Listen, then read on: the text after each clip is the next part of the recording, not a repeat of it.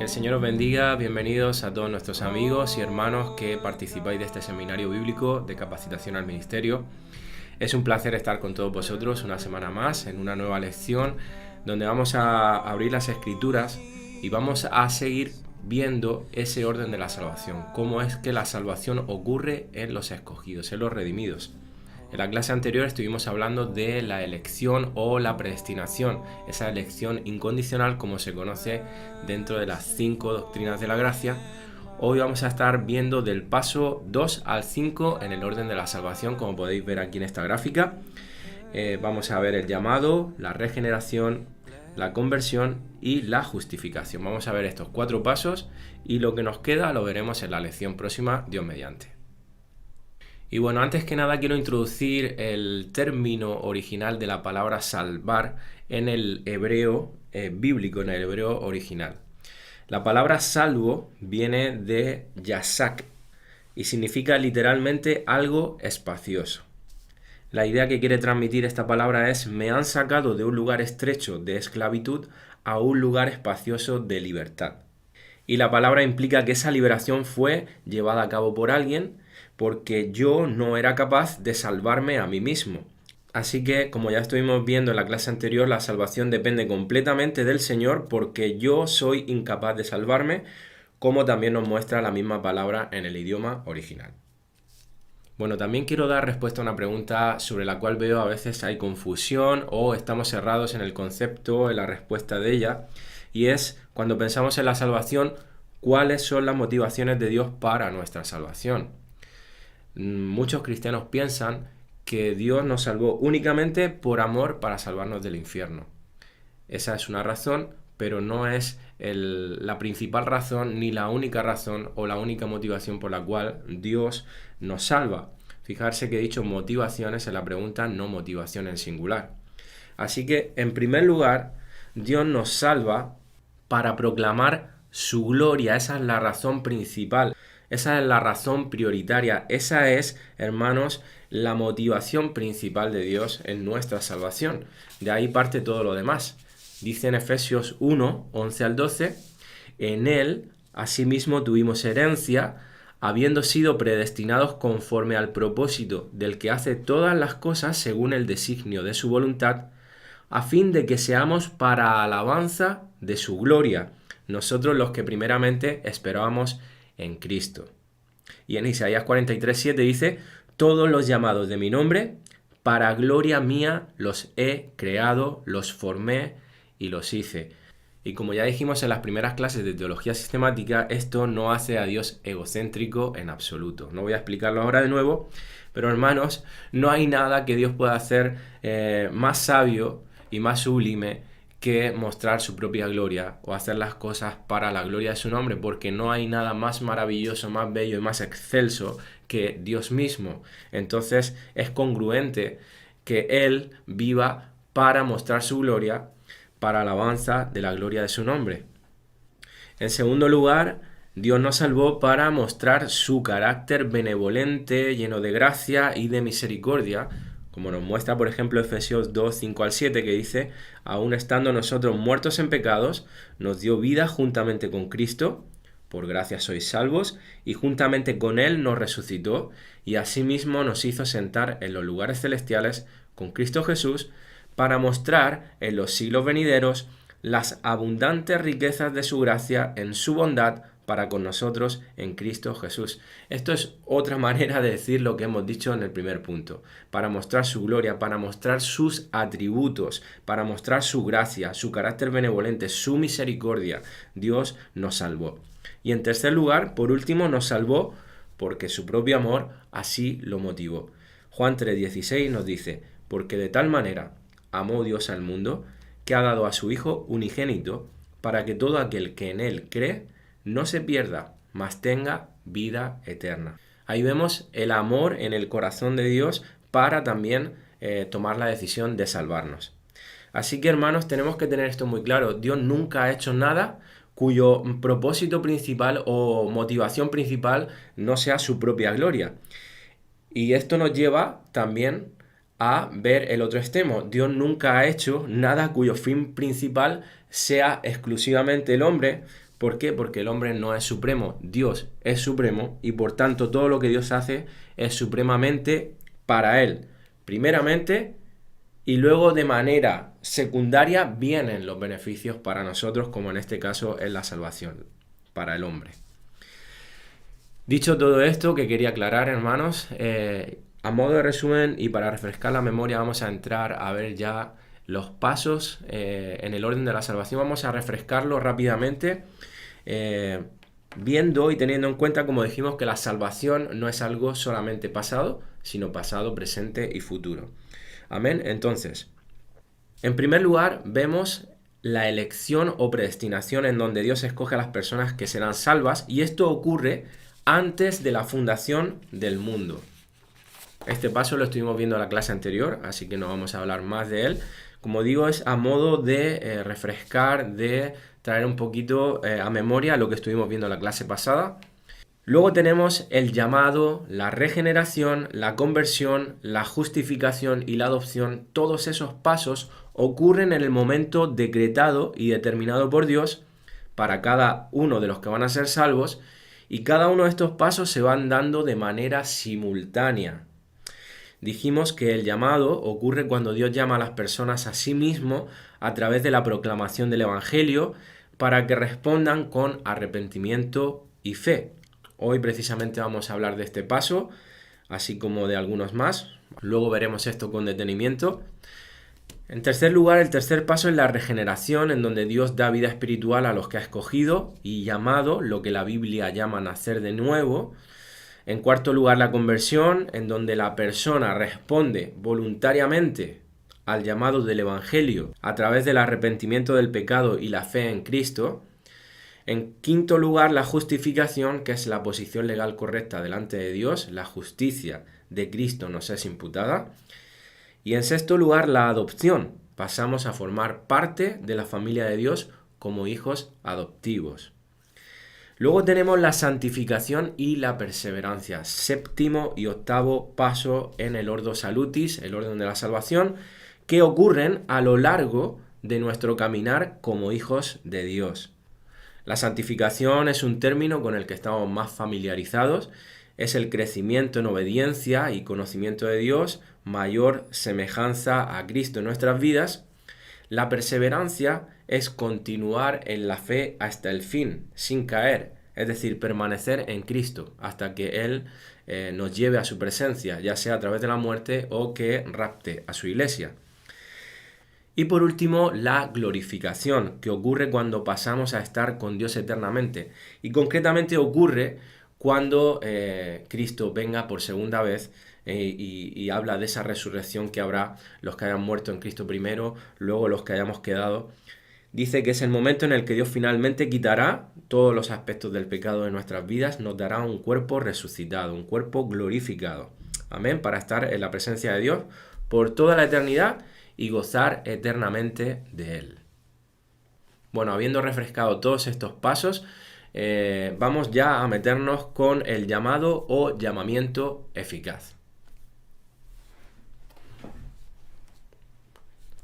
Bueno, el llamado o llamamiento eficaz, así se le conoce también dentro de las doctrinas de la gracia. Esta es una de esas doctrinas tan controversiales para muchos, pero tan claras en las Escrituras.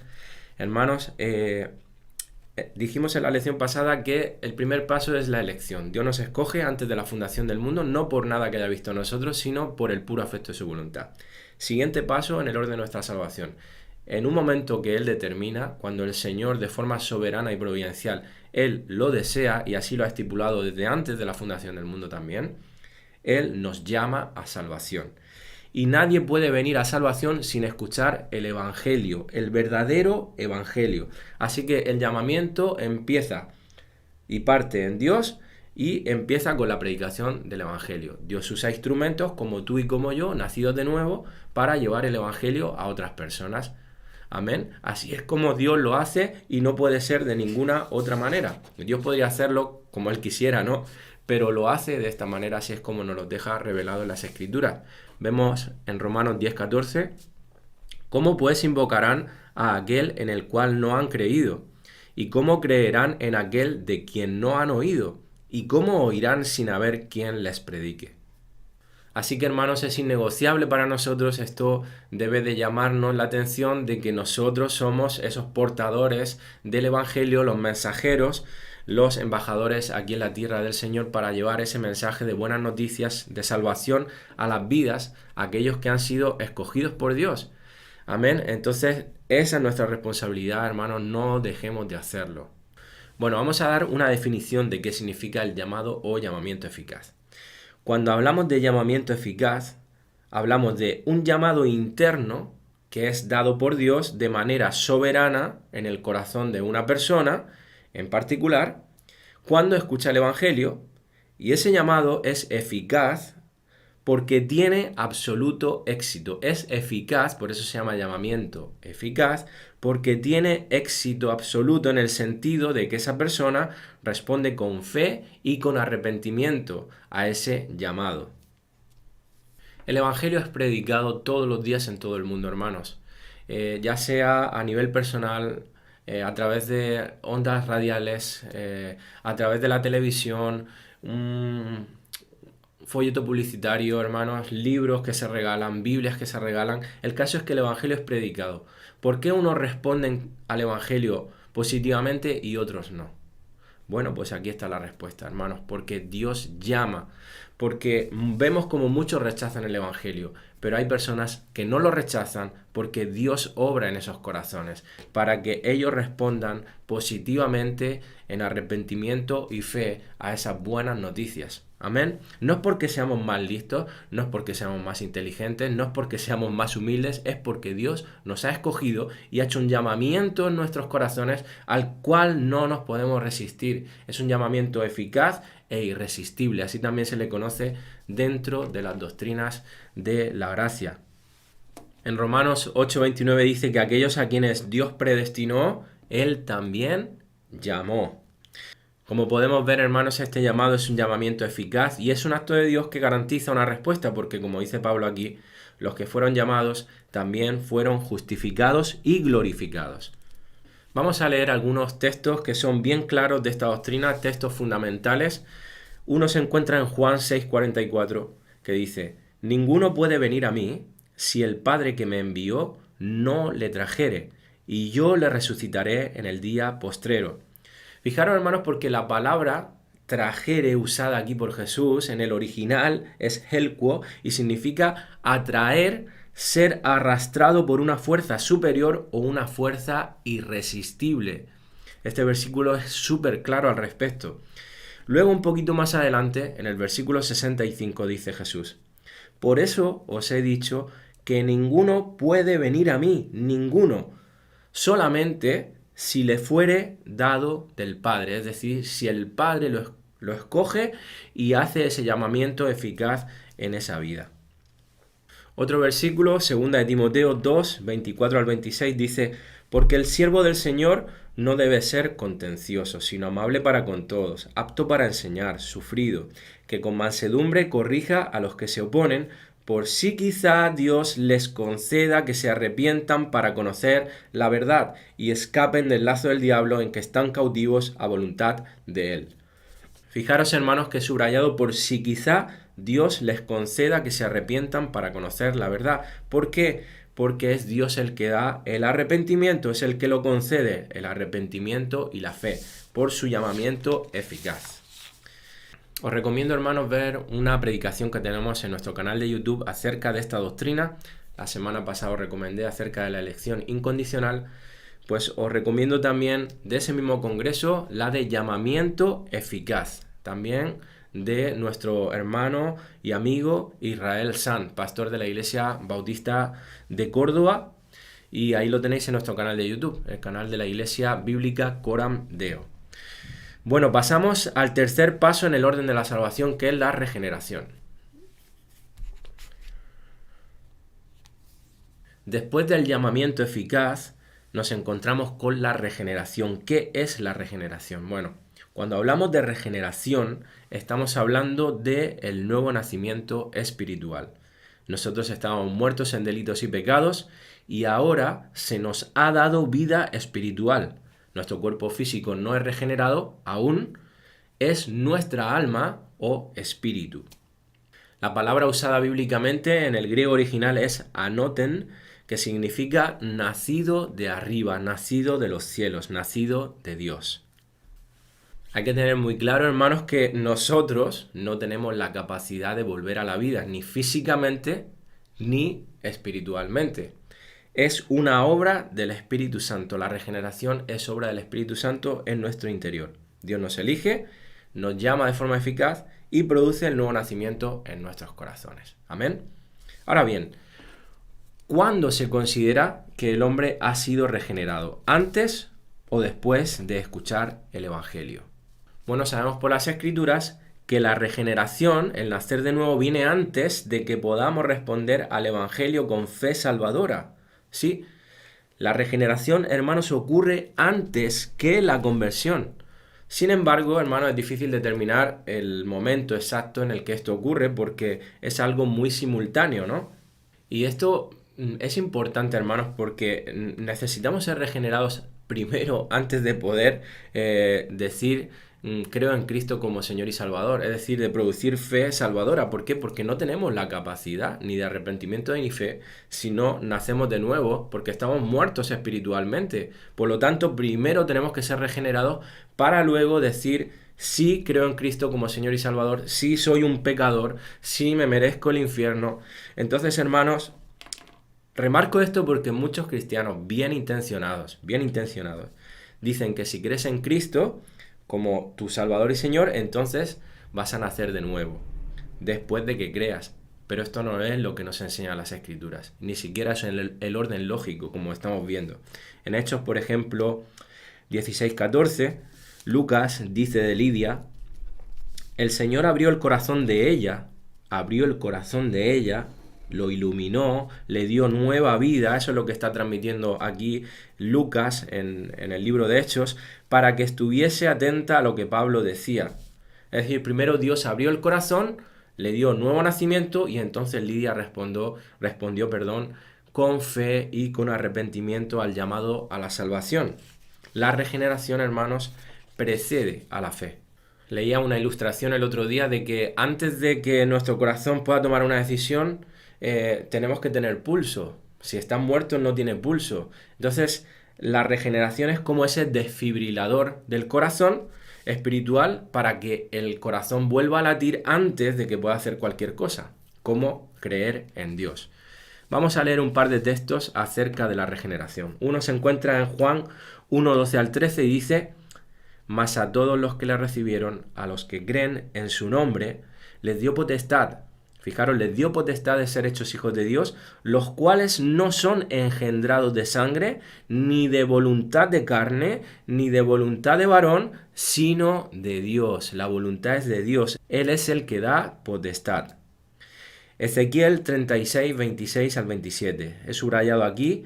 Fijaros, siempre habla en términos de que Dios es el que hace estas cosas. Dice, os daré corazón nuevo y pondré espíritu nuevo dentro de vosotros y quitaré de vuestra carne el corazón de piedra y os daré un corazón de carne y pondré dentro de vosotros mi espíritu y haré que andéis en mis estatutos y guardéis mis preceptos y los pongáis por obra. Nuevamente, fijaros, hermanos, que es Dios quien está actuando. Así que la regeneración es un acontecimiento instantáneo en que el Espíritu Santo produce ese nuevo nacimiento en nuestras vidas que nos permite poder luego ir de forma voluntaria en arrepentimiento y fe a nuestro Señor Jesucristo. Así que este es el siguiente paso, la conversión, y luego vendrá la justificación y la adopción, que ocurren estos pasos ocurren de manera, como dije, simultánea. Prácticamente no podemos diferenciar mucho los momentos en los que esto ocurre. Pero este es el paso lógico en cómo ocurren estas cosas en la salvación. La conversión es nuestra respuesta voluntaria. Es una respuesta voluntaria, no es una respuesta forzada. No somos marionetas, hermanos. respuesta voluntaria al llamado del Evangelio. Así nos muestran las Escrituras. Es una respuesta voluntaria de nuestros corazones. Corazones que ahora son capaces de responder a Dios. Antes no lo éramos, ahora sí lo somos una vez que hemos sido regenerados. En el cual nos arrepentimos de todo corazón de los pecados y ponemos nuestra confianza en Cristo para nuestra salvación personal. Si observamos la palabra conversión en los idiomas bíblicos originales, en hebreo es shub, que significa irme en vía contraria. Y en griego es una palabra más conocida, metanoia, que significa cambio de mente y transmite la idea de un desvío doble. Por un lado nos desviamos de algo, del pecado, y vamos hacia algo. En este caso, ¿hacia quién vamos? Hacia Dios. Es decir, es un cambio totalmente de sentido, un giro de 180 grados. Nos desviamos del pecado y vamos hacia Dios.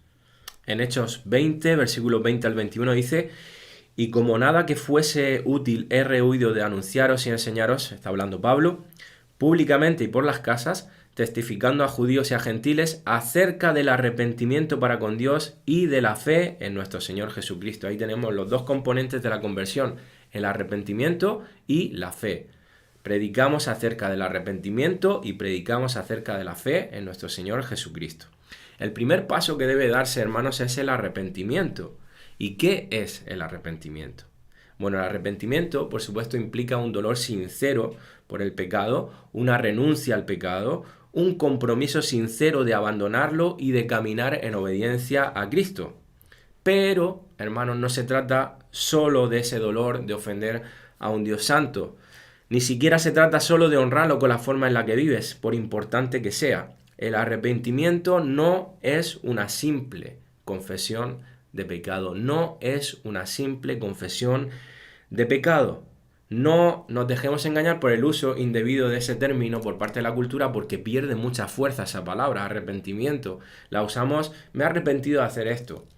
Y es que, bueno, he pensado mejor no hacerlo. No se trata solamente de eso. Bíblicamente esa palabra tiene mucha más fuerza. Confesarse no es arrepentirse. Cambiar de opinión no es solamente el verdadero arrepentimiento. La confesión, hermanos, es el primer paso, sí, pero no es el arrepentimiento.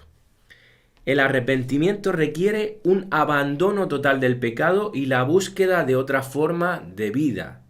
No es una cosa de una sola vez, sino que es algo de toda la vida. Es un arrepentimiento continuo, hermanos.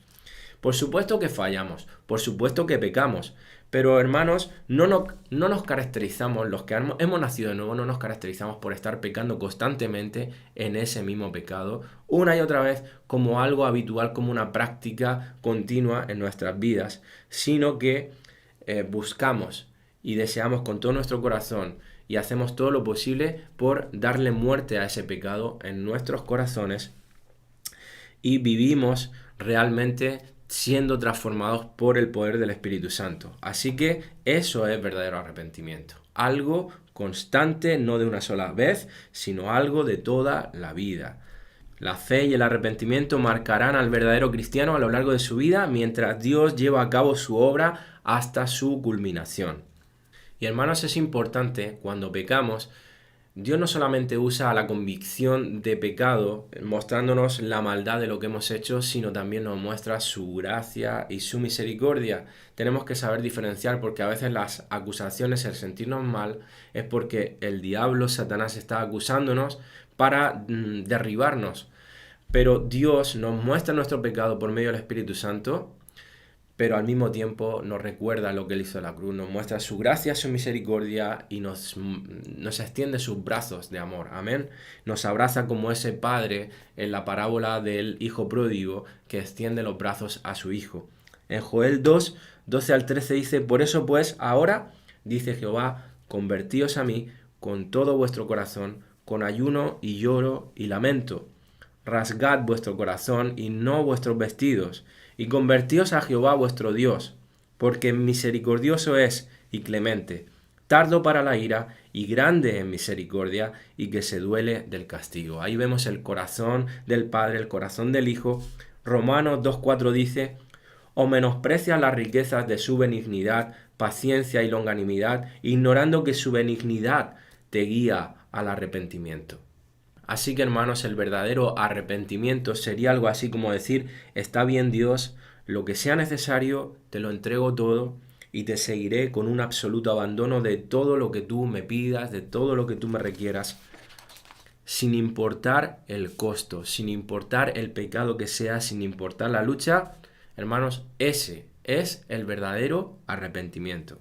Y os recomiendo nuevamente una predicación en nuestro canal de YouTube que se llama Frutos Dignos de Arrepentimiento, que la compartió el pastor Paco Torres de nuestra congregación. La recomiendo verdaderamente, ahí podemos ver lo que es un verdadero arrepentimiento y los frutos de ese verdadero y genuino arrepentimiento.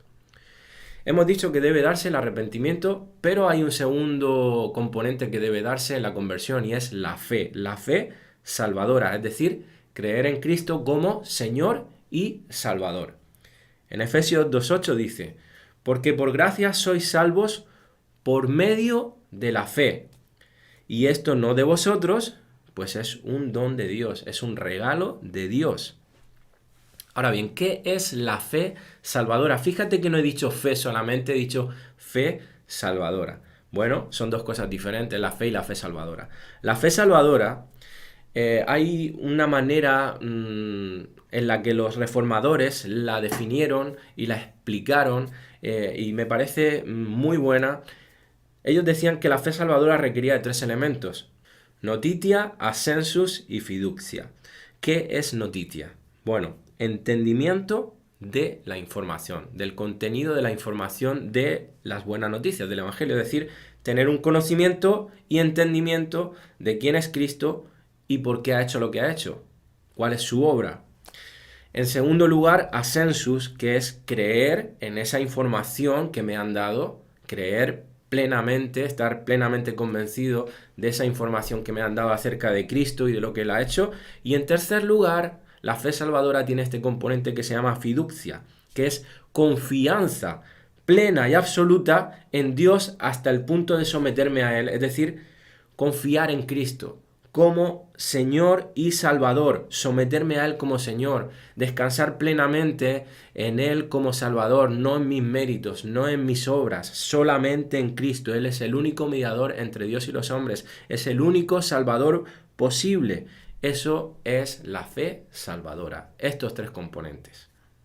Por remarcarlo un poquito más, notitia, el primer componente, hermanos, no podemos tener fe en algo que no entendemos o que no conocemos correctamente. Si tú no sabes quién es Cristo y lo que ha hecho por ti o no lo entiendes, pues por supuesto no vas a tener una fe salvadora.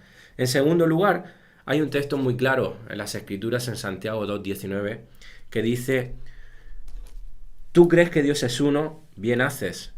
También los demonios creen y tiemblan. Es decir, no solo basta con creer y entender quién es Jesús y lo que ha hecho, porque los demonios también tienen assensus, ahí nos quedamos.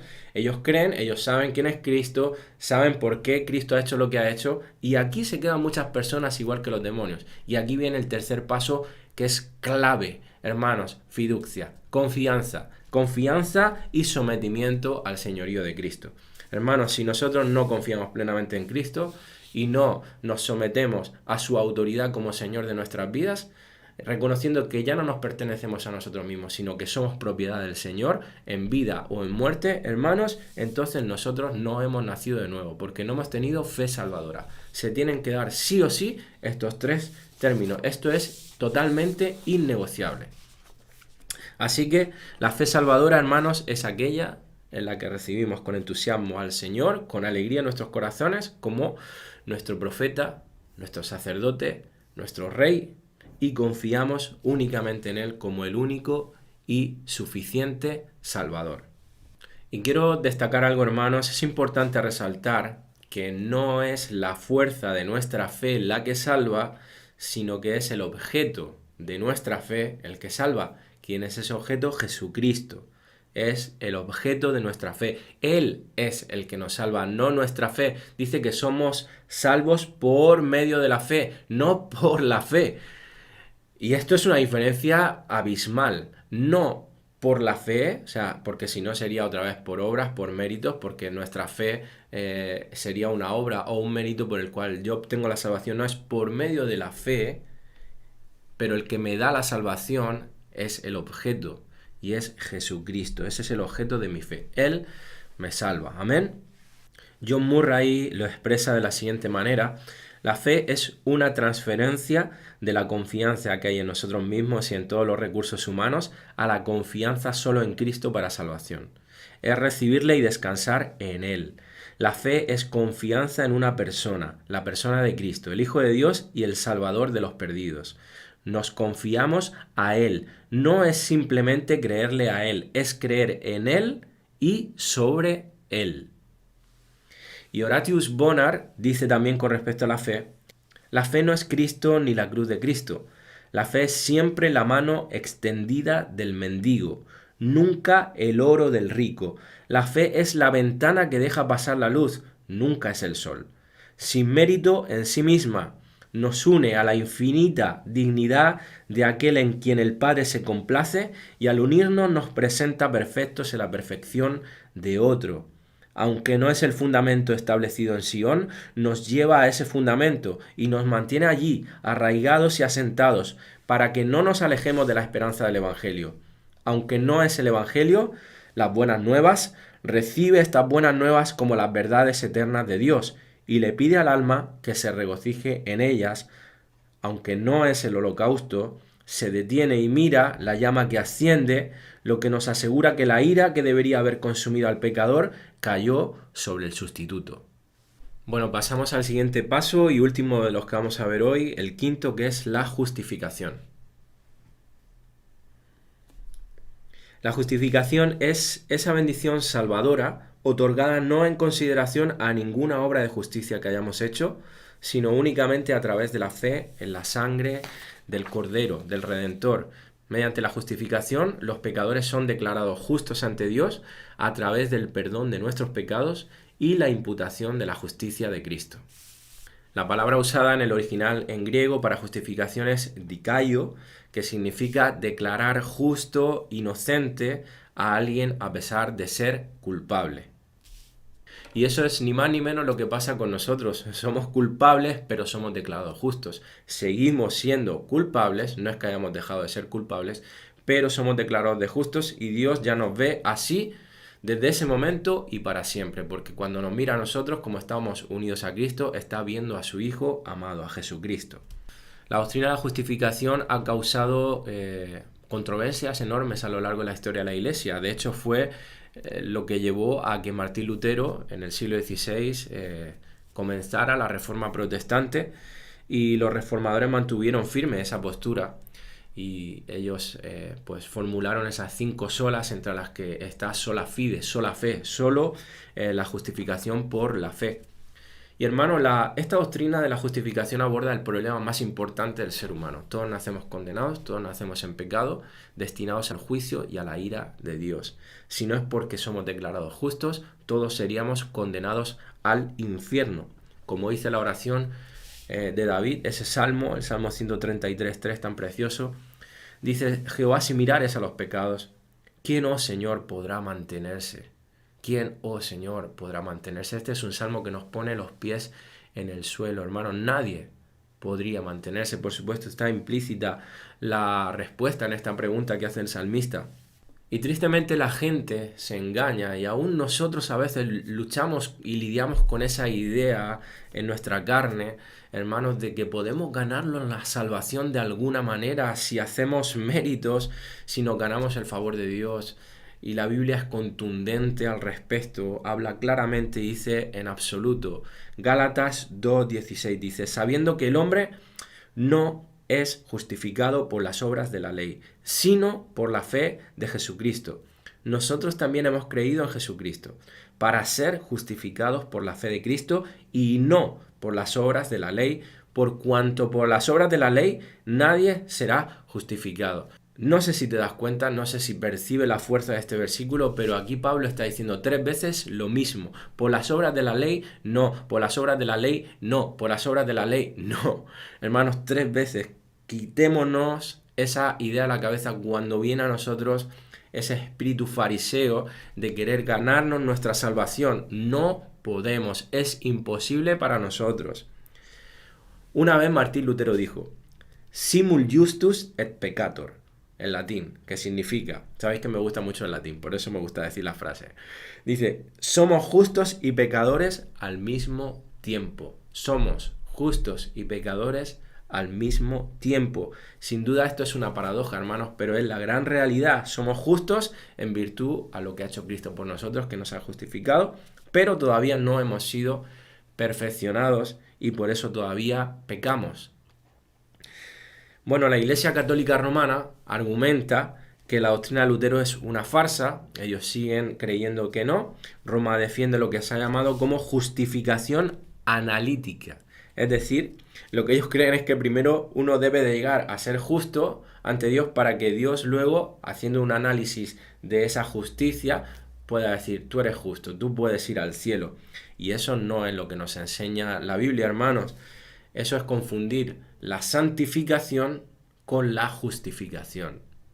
En 2 Corintios 5:21 dice, al que no conoció pecado, por nosotros lo hizo pecado, para que nosotros fuésemos hechos justicia de Dios en él.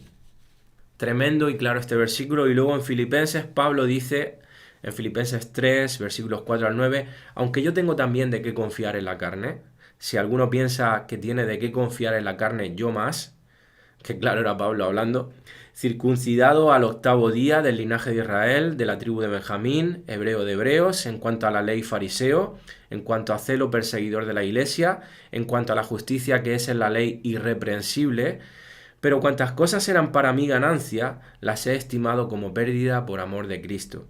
Y ciertamente aún estimo todas las cosas como pérdida por la excelencia del conocimiento de Cristo Jesús, mi Señor, por amor del cual lo he perdido todo y lo tengo por basura, para ganar a Cristo y ser hallado en Él. Dice, no teniendo mi propia justicia, que es por la ley, sino la que es por la fe de Cristo, la justicia que es de Dios por la fe. Hermanos, nuestras obras nunca alcanzarán el estándar de Dios, que es la perfección. No hay hombre perfecto, no lo ha habido nunca, solamente Cristo Jesús. Así que nunca vamos a alcanzar esa perfección que Dios exige. Santiago 2:10 dice, porque cualquiera que guardare toda la ley, pero ofendiera en un punto, se hace culpable de todos, absolutamente de todos. Así que, hermanos, todo es por gracia. La gracia de Dios al darnos esa fe salvadora y la gracia de Dios al hacer que esa fe salvadora, hermanos, sea suficiente para justificarnos a través de la obra de Cristo. En uno de los catecismos protestantes más famosos y antiguos, que es el Catecismo de Heidelberg, en su pregunta número 60 dice lo siguiente, ¿cómo eres justo ante Dios? Y dice así, por la sola verdadera fe en Jesucristo, de tal suerte que, aunque mi conciencia me acuse de haber pecado gravemente contra todos los mandamientos de Dios, no habiendo guardado jamás ninguno de ellos y estando siempre inclinado a todo mal, sin merecimiento alguno mío, solo por su gracia, Dios me imputa y da la perfecta satisfacción, justicia y santidad de Cristo, como si no hubiera yo tenido ni cometido algún pecado. Antes bien, como si yo mismo hubiera cumplido aquella obediencia que Cristo cumplió por mí, con tal que yo abrace estas gracias y beneficios con verdadera fe. Bueno, hermanos, concluimos aquí. En la próxima lección continuaremos con el paso número 6 en el orden de la salvación, que es la adopción. Preciosa doctrina. Y ya terminaremos de ver todos los que nos quedan. Adopción, santificación, perseverancia, glorificación. Y concluiremos con el área de la soteriología. Sin más, que el Señor os bendiga.